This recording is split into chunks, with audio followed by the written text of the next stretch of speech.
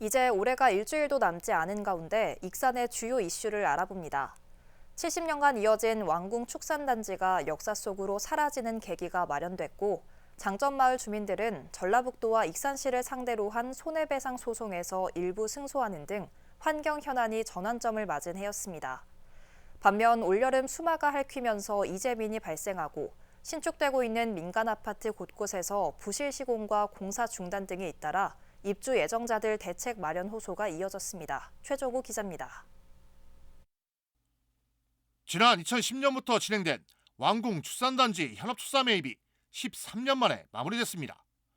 한센인 이주 정책으로 만들어진 왕궁 축산단지가 전체 204개 축사를 매입하면서 70년 만에 역사 속으로 사라지게 됐고, 내년부터 생태 복원이 속도를 낼 예정입니다. 자녀농가 매입 사업을 최근에 완료함에 따라 사업을 성공적으로 마무리할 수 있게 되었습니다.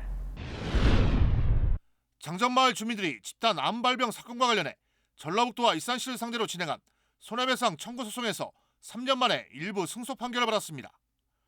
법원은 전라북도와 익산시가 감시 감독을 소홀히 해 주민들에게 피해를 줬다며 원고 청구를 일부 인용했습니다. 또 지난 2017년 만들어졌던 환경비산대책 민간협의회가 7년 만에 해산됐습니다. 맨 처음에 원래 비료관리법에 의해서 비료 연료로 사용할 수 있게끔 되어 있었거든요. 이게 퇴출됐습니다. 앞으로 더 이상 비료 원료로 사용할 수 없게끔.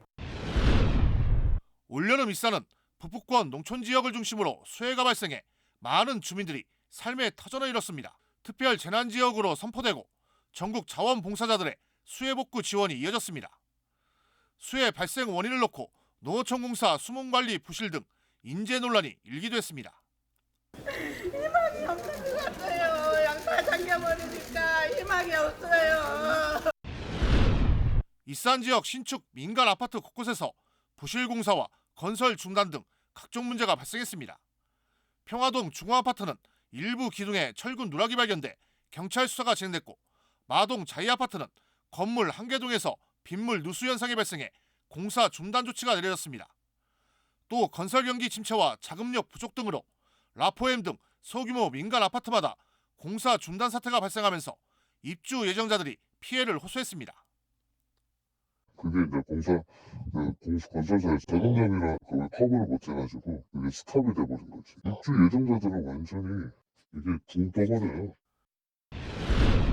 국가식품 클러스터 2단계 확장이 정부의 국가산업단지 후보지에 최종 선정됐습니다.